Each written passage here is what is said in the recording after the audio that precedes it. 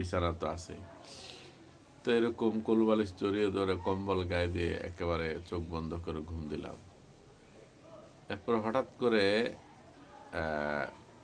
Helper ডাকতে লাগলো যে আপনারা এখানে 20 মিনিট বিরতি দিবে। ইনানি একটা হোটেল আছে, ইনানি হোটেল, বিখ্যাত হোটেল কক্সবাজারের মনে হয়। ইনানি হোটেল ওখানে রাখছে।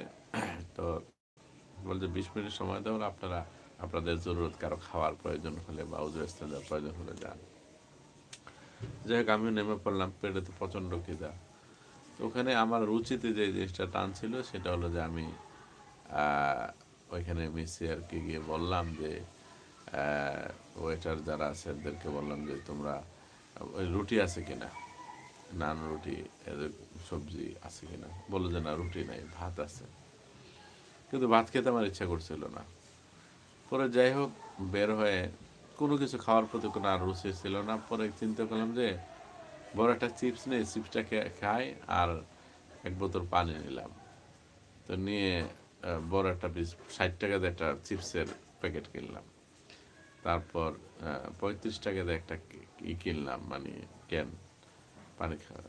তো নিয়ে বাসে নিয়ে পুরা চিপসটা আমি খেয়ে ফেলছি, পেটে যেহেতু খিদে ছিল। এই চিপস